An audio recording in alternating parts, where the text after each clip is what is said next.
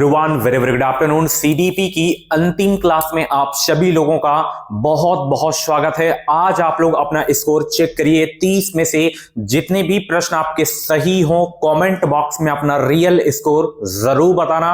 तो चलिए स्टार्ट करते हैं। सबसे पहला प्रश्न आपके स्क्रीन पे आ गया है, अभिकथन और कारण वाला प्रश्न। यहां पे देख सकते हैं अधिगम और विकास एक दूसरे से जुड़े हुए हैं और कारण आ रहा है अधिगम विकास के लिए नई स्थितियां सृजित करता है। तो बताइए यहां पे पहले प्रश्न का राइट आंसर क्या हो जाएगा। गुड आफ्टरनून सभी को। सीटेट एग्जाम को पास कर रहे हैं तो इस चैनल को सब्सक्राइब जरूर कर लीजिए ताकि जो भी अपडेट आए नोटिफिकेशन आपको मिलता रहे।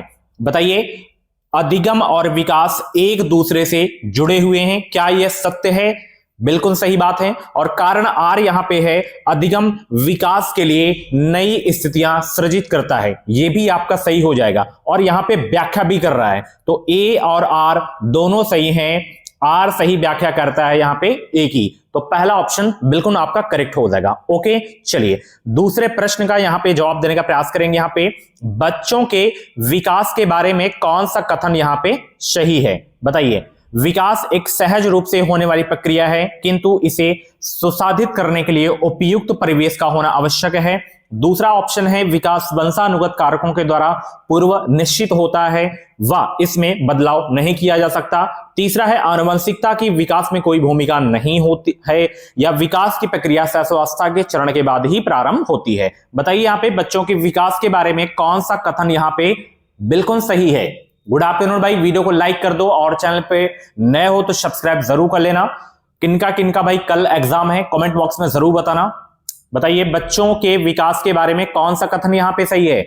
देखिए मैंने आपको एक ट्रिक भी बताया था कि अगर ऑप्शन आपको ना समझ में आए तो सबसे बड़ा जो ऑप्शन होता है 99% वही ऑप्शन आपका सही होता है। ठीक है, तो चारों में से बताइए कौन सा आपका सही है? बड़ा है ये वाला, ठीक है ना, तो यही आपका सही हो जाएगा। ओके, क्योंकि प्रश्न यहां पे आपका पॉजिटिव है तो यहां पे नहीं लगा है, यहां पे नहीं लगा है तो ये तो होगा ही नहीं, है ना। चलिए अगला प्रश्न यहां पे देख सकते हैं और यहां पे ऑप्शन चौथा लिखा था कि विकास की प्रक्रिया शैशवावस्था के चरण के बाद ही। भाई विकास तो स्टार्टिंग से ही स्टार्ट हो जाता है, गर्भधारण से ही, है ना। चलिए अगला प्रश्न है किस प्रक्रिया में बच्चे समाज में रहने के तौर तरीके सीखते हैं? समायोजन, अधिसंज्ञान, समाजीकरण या पृथक्करण? बताइए, बहुत इंपॉर्टेंट क्वेश्चन आपके एग्जाम के लिए।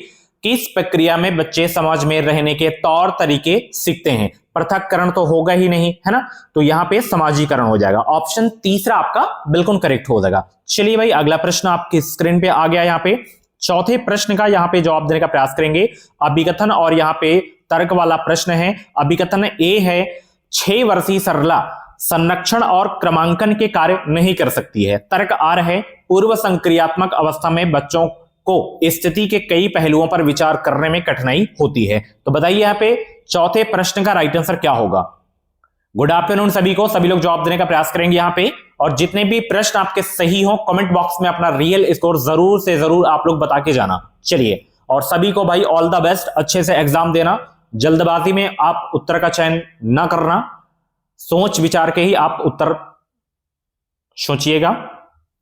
तो यहां पे भी आपका पहला ही सही हो जाएगा। ए और आर दोनों सही हैं। आर सही व्याख्या करता है ए की। ओएमआर सीट के बारे में अगर आपके मन में डाउट है कि कैसे भरें कैसे ना भरें तो वीडियो अपलोड हो गई है, जाके देख लीजिए। ठीक है, चलिए अगला प्रश्न यहां पे पियाजे के अनुसार इनमें से कौन सा कारक संज्ञानात्मक विकास में महत्वपूर्ण भूमिका निभाता है? गतिविधि, अनुकलन, अनुकरण होगा या पुनर्बलन? बताइए पियाजे के अनुसार इनमें से कौन सा कारक संज्ञानात्मक विकास में महत्वपूर्ण भूमिका निभाता है? 5 का जवाब देने का प्रयास करेंगे सब लोग।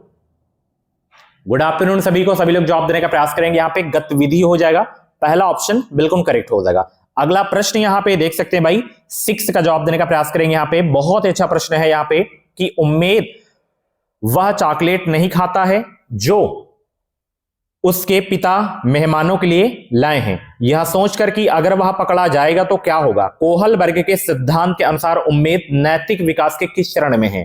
यांत्रिक सापेक्षता अभिविन्यास, सजा और आज्ञाकारिता अभिविन्यास, सार्वभौमिक नैतिक सिद्धांत या अच्छा लड़का अच्छी लड़की अभिविन्यास? सभी लोग जवाब देने का प्रयास करेंगे। यहां पे इसका करेक्ट आंसर क्या होगा? बहुत अच्छे भाई, तो यहां पे सजा और आज्ञाकारिता अभिविन्यास हो जाएगा, दूसरा ऑप्शन बिल्कुल करेक्ट हो जाएगा। नेक्स्ट क्वेश्चन यहां पे देख सकते हैं भाई, 7 का जवाब देने का प्रयास करेंगे यहां पे कि किसने प्रतिपादित किया कि सीखने की प्रक्रिया तब होती है जब बच्चे अपने से ज्यादा ज्ञान वाले समकक्षी व वयस्कों के साथ साझी गतिविधियां करते हैं। B.F. स्किनर, जीन पियाजे, लेवागोस्की या लॉरेंस कोहलबर्ग। सभी लोग जवाब देने का प्रयास करेंगे भाई। बहुत अच्छे भाई, सभी लोग जवाब देने का प्रयास करेंगे। किसने प्रतिपादित किया कि सीखने की प्रक्रिया तब होती है जब बच्चे अपने से ज्यादा ज्ञान वाले समकक्षी व वयस्कों के साथ साझी गतिविधियां करते हैं? तो यहां पे लेवागोस्की हो जाएगा, तीसरा ऑप्शन बिल्कुल करेक्ट होगा। नेक्स्ट क्वेश्चन यहां पे देख सकते भाई, 8 का जवाब देने का प्रयास करेंगे। जब एक शिक्षिका एक बच्चे को व्याख्यान देने के बजाय अलग अलग इशारे देकर सही उत्तर की तरफ ले जाती हैं तब यह मदद क्या कहलाती है? पाड़, प्रत्यक्ष निर्देश या अनुकूलन या पुनर्बलन। बहुत अच्छा प्रश्न है, सभी लोग 8 का जवाब देने का प्रयास करेंगे। गोली की रफ्तार से उत्तर आना चाहिए क्योंकि बहुत ही सरल प्रश्न है। यहां पे पाड़ होगा, क्या होगा? पाड़, सहायता प्रदान करना। पहला ऑप्शन बिल्कुल आपका करेक्ट हो जाएगा। अगला प्रश्न आपकी स्क्रीन पे आ गया है। यहां पे प्रगतिशील कक्षा में अधिगम का निर्माण सक्रिय रूप से छात्रों द्वारा स्वयं किया जाता है या शिक्षक द्वारा निर्देशित किया जाता है और छात्र उसी के निष्क्रिय प्राप्तकर्ता होते हैं, या उद्दीपन और प्रतिक्रिया के युग्म व अनुबंधन से होता है, या तब होता है जब छात्रों को सकारात्मक पुनर्बलन दिया जाता है? बताइए यहां पे करेक्ट आंसर क्या होगा। मैंने आपको बताया कि टैग वर्ड से आप प्रश्नों को सॉल्व करना। प्रश्न यहां पे पॉजिटिव है, प्रगतिशील कक्षा ना, तो यहां पे पॉजिटिव उत्तर भी आपका आएगा, ठीक है ना। पॉजिटिव प्रश्न का पॉजिटिव उत्तर भी आएगा यहां पे। तो यहां पे सक्रिय लिखा है ना, तो ये आपका क्या होता है? पॉजिटिव की नेगेटिव, तो यहां पे पॉजिटिव है, तो यही होगा। प्रगतिशील कक्षा में अधिगम का निर्माण सक्रिय रूप से छात्रों द्वारा स्वयं किया जाता है, क्योंकि यहां पे निष्क्रिय था, है ना। चलिए अगला प्रश्न यहां पे देख सकते हैं भाई, बहुत अच्छा प्रश्न है। यहां पे 10 का जवाब देने का प्रयास करेंगे। हार्वर्ड गार्डनर ने कौन सी धारणा को चुनौती दी? बुद्धि पूर्व निर्धारित और निश्चित होती है। बुद्धि एक व्यापक अवधारणा है जो एकात्मक नहीं है। बुद्धि कई प्रकार की होती है। व्यक्तियों के पास अलग अलग मात्रा में विभिन्न प्रकार की बुद्धि होती है। 10 का जवाब देने का प्रयास करेंगे। बहुत अच्छे भाई, हार्वर्ड गार्डनर ने कौन सी धारणा को चुनौती दी है? सभी लोगों का आंसर आना चाहिए भाई।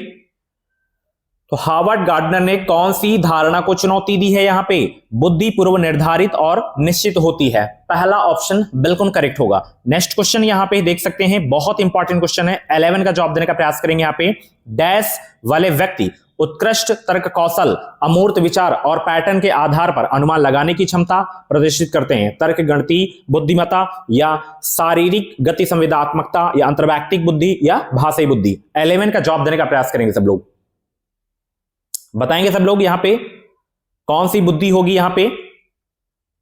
बहुत अच्छे, 11 का करेक्ट आंसर देने का प्रयास करेंगे। यहां पे अनुमान लगाने की क्षमता प्रदर्शित की बात की जा रही है, तो यहां पे तर्क गणितीय बुद्धिमत्ता हो जाएगा। पहला ऑप्शन बिल्कुल करेक्ट होगा। ओके, नेक्स्ट क्वेश्चन यहां पे देख सकते हैं, 12 का जवाब देने का प्रयास करेंगे यहां पे कि लेवागोस्की के सिद्धांतों के अनुसार स्ववाक जो हमारी सोच व व्यवहार को दिशा देता है डैश कहलाता है, उसे क्या किया जाना चाहिए? बताइए, प्रोत्साहित या हतोत्साहित करना चाहिए? सभी लोग जवाब देने का प्रयास करेंगे। तो हतोत्साहित तो होगा ही नहीं क्योंकि प्रश्न आपका पॉजिटिव है। तो इन दोनों में से बताइए पहला दूसरा में से कौन सा सही हो जाएगा? सभी लोग जवाब देने का प्रयास करेंगे यहां पे। तो लेवागोस्की के सिद्धांतों के अनुसार स्ववाक जो हमारी सोच व गला को दिशा देता है, तो वो क्या कहलाता है? आत्मकेंद्रित कहलाता है, आत्मकेंद्रित संवाद, तथा उसे जो है प्रोत्साहित किया जाना चाहिए। तो यहां पे ऑप्शन दूसरा आपका बिल्कुल करेक्ट होगा। सॉरी, यहां पे आपका पहला ही होगा, निजी संवाद होना चाहिए, ठीक है ना। सॉरी, चलिए अगला प्रश्न, निजी संवाद यहां पे होगा, ठीक है ना। चलिए अगला प्रश्न यहां पे देख सकते हैं, 13 का जवाब देने का प्रयास करेंगे। यहां पे कथन और तर्क वाला यहां पे प्रश्न है, बहुत इंपॉर्टेंट क्वेश्चन है। यहां पे कथन ए है, माध्यमिक स्कूल में शिक्षकों को लड़कों को भाषा पढ़ने के बजाय गणित व विज्ञान के विषयों को पढ़ने के लिए प्रोत्साहित करना चाहिए। तर्क आर है, लड़कों में भाषा को पढ़ने की जन्मजात क्षमता नहीं होती है। बताइए कौन सा करेक्ट होगा? माध्यमिक स्कूल में शिक्षकों को लड़कों को भाषा पढ़ने के बजाय गणित व विज्ञान के विषयों को पढ़ने के लिए प्रोत्साहित करना चाहिए। नहीं भाई, ये गलत हो जाएगा और ये भी गलत है आपका। तो ए और आर दोनों आपके यहां पे गलत हैं। चलिए अगला प्रश्न यहां पे 14 का जवाब देने का प्रयास करेंगे। यहां पे बहुत इंपॉर्टेंट क्वेश्चन है। प्रश्न पहले देखिए, पॉजिटिव है या नेगेटिव है।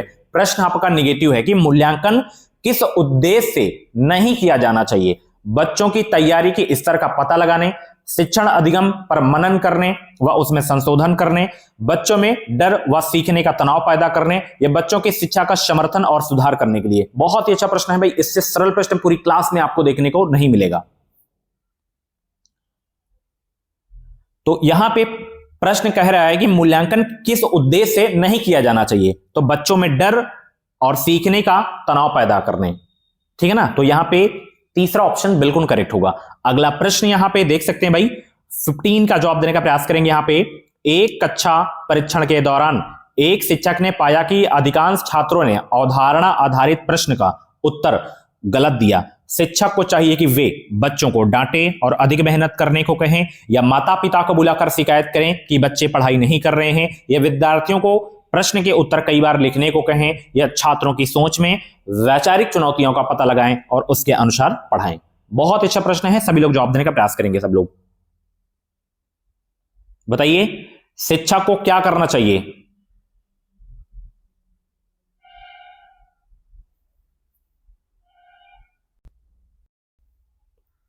एक कक्षा परीक्षण के दौरान इस शिक्षक ने पाया कि अधिकांश छात्रों ने अवधारणा आधारित प्रश्न का उत्तर गलत दिया। शिक्षक को चाहिए कि वे जो है छात्रों की सोच में वैचारिक चुनौतियों का पता लगाएं और उसके अनुसार पढ़ाएं। तो यहां पे चौथा ऑप्शन बिल्कुल करेक्ट होगा।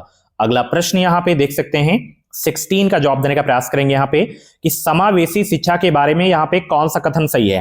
पहला कथन है, यह शिक्षा का वह तंत्र है जिसमें विकलांगता व बिना विकलांगता वाले विद्यार्थी इकट्ठा पढ़ते हैं। दूसरा कथन है, इसमें बहिष्करण, भेदभाव तथा भागीदारी और सीखने में अन्य बाधाओं को दूर करते हुए सभी विद्यार्थियों की भागीदारी को सुनिश्चित किया जाता है। तीसरा है, इसमें बच्चों व वयस्कों के बीच के अंतर के सीखने में बाधा के रूप में देखा जाता है। बताइए यहां पे करेक्ट आंसर क्या होगा। सभी लोग जवाब देने का प्रयास करेंगे। तो यहां पे बाधक है तो ये तो आपका नेगेटिव हो जाएगा, है ना। तो केवल पहला दूसरा आपका यहां पे सही होगा, ठीक है। अगला प्रश्न यहां पे देख सकते हैं भाई, 17 का जवाब देने का प्रयास करेंगे। यहां पे एक शिक्षिका को विविध बच्चों की कक्षा में जिसमें हसीए पर समुदाय से आने वाले बच्चे भी शामिल हैं, क्या करना चाहिए। सभी व्यक्तिगत विभिन्नताओं को नजरअंदाज करना चाहिए, या सभी सांस्कृतिक विभिन्नताएं मिटाने के लिए कार्य करने चाहिए, या मानना चाहिए कि विभिन्नताएं कमियां नहीं है, या उन बच्चे से जो सीख सकते हैं को पहचान कर केवल उन्हीं पर ध्यान देना चाहिए। बताइए, बहुत अच्छा प्रश्न है। यहां पे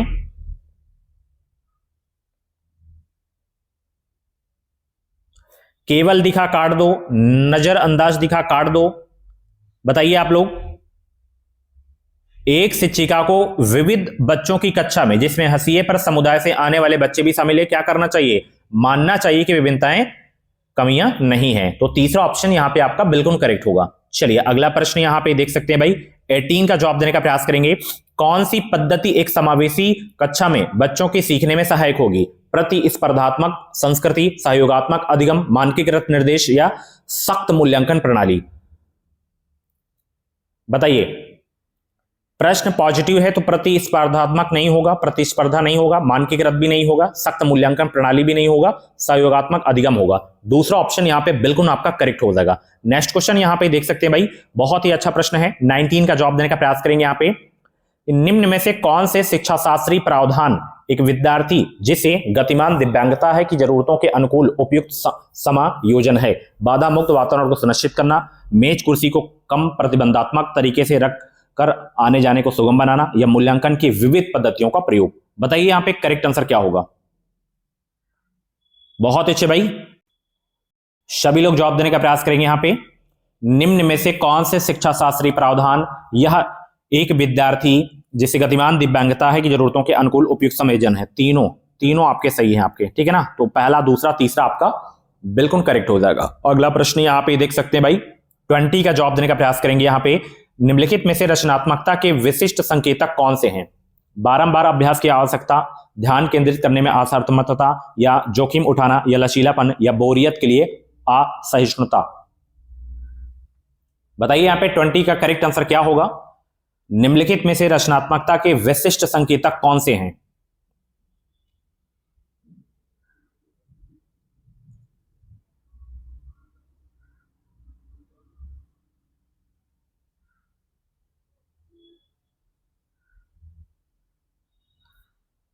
तो इसमें आपका जो है जोखिम उठाना हो जाएगा, साथ ही लचीलापन हो जाएगा, साथ ही बोरियत के लिए असहिष्णुता हो जाएगा। तो तीसरा, चौथा, पांचवा हो जाएगा आपका, ठीक है ना। चलिए अगला प्रश्न यहां पे देख सकते हैं भाई, बहुत इंपॉर्टेंट क्वेश्चन है, आपके स्क्रीन पे आ गया है 21। यहां पे एक सामाजिक रचनात्मक कक्षा में शिक्षक को डैश और सामूहिक कार्य को सुगम बनाने के लिए मेज व कुर्सी ऐसी होनी चाहिए जो गतिशील जिन्हें खिसकाया जा सके, या गतिशील जो नियत हो, या तानाशाह जो नियत हो, या तानाशाह जिन्हें खिसकाया जा सके। बताइए यहां पे 21 का करेक्ट आंसर क्या हो जाएगा।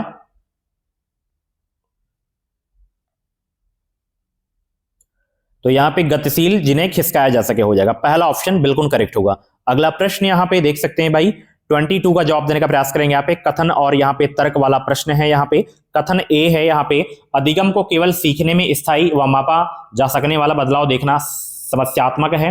तर्क आर है, सीखना एक जटिल क्रिया है जिसमें आंतरिक रूप से होने वाली प्रक्रिया भी शामिल है। बताइए यहाँ पे करेक्ट आंसर क्या होगा।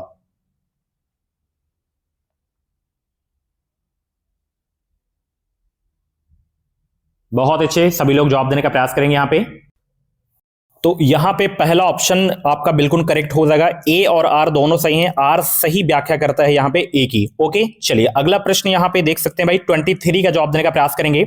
अनुभवात्मक अधिगम किस पर जोर डालता है? सीखने में पुनर्बलन की भूमिका, या करके सीखने की महत्वता, या सीखना एक प्रक्रिया नहीं अपितु एक उत्पाद है, या वेधन और यांत्रिक अभ्यास। सभी लोग जवाब देने का प्रयास करेंगे। अनुभवात्मक अधिगम किस पर जोर डालता है? सभी लोग 23 का जवाब देने का प्रयास करेंगे भाई।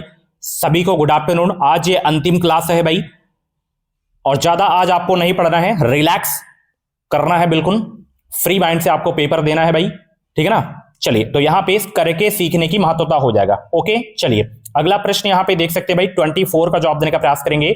जब छात्र स्कूल की अपेक्षाओं के अनुसार प्रदर्शन करने में सक्षम नहीं होते हैं तो स्कूलों को सबसे पहले निम्नलिखित पर ध्यान केंद्रित करना चाहिए। इन बच्चों में कमी पर, माता पिता की आर्थिक पृष्ठभूमि पर, माता पिता की सामाजिक पृष्ठभूमि पर, या स्कूल और कक्षा का वातावरण और लोकाचार। बताइए यहां पे 24 का करेक्ट आंसर क्या होगा। जब छात्र स्कूल की अपेक्षाओं के अनुसार प्रदर्शन करने में सक्षम नहीं होते तो स्कूलों को सबसे पहले निम्नलिखित पर ध्यान केंद्रित करना चाहिए।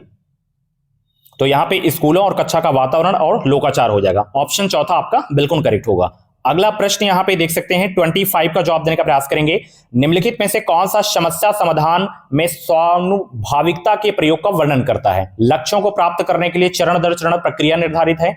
समस्या को कई मध्यवर्ती लक्ष्यों में विभाजित किया जाता है और फिर प्रत्येक उपलक्ष्य को हल करने पर ध्यान केंद्रित किया जाता है। छात्र लक्ष्य से शुरू करते हैं और अनसुलझी प्रारंभिक समस्या पर वापस आते हैं। विद्यार्थी अपनी खोज को उन स्थितियों के समाधान के लिए सीमित कर देता है जिनमें कुछ ऐसी स्थिति हैं जिसका आप वर्तमान में सामना कर सकते हैं। बताइए यहां पे करेक्ट आंसर क्या हो जाएगा भाई। 25 का जवाब देने का प्रयास करेंगे यहां पे। तो जितने भी लोग यहां पे पहला ऑप्शन सिलेक्ट कर रहे हैं उनका आंसर बिल्कुल सही हो जाएगा। लक्ष्यों को प्राप्त करने के लिए चरण दर चरण प्रक्रिया निर्धारित है। ओके अगला प्रश्न यहां पे देख सकते हैं 26। निम्न में से कौन सी कार्य नीति एक शिक्षिका को विद्यार्थियों में संवेदनात्मक आत्मनियमता को प्रोत्साहित नहीं करेगी? बताइए, विद्यार्थियों को अपनी भावनाएं पहचानने व उनकी अभिव्यक्ति करने में मदद करना, या संवेगों से जूझने की नीतियों पर चर्चा करना, ये विद्यार्थियों को संवेगात्मक अभिव्यक्तियों में सांस्कृतिक विभिन्नताओं को पहचानने में मदद करना, ये विद्यार्थियों को एक दूसरे से प्रतिस्पर्धा के लिए प्रोत्साहित करना व लगातार तुलना करते हुए आत्मविश्वास का माहौल बनाना। तो यहां पे चौथा ही आपका बिल्कुल करेक्ट होगा।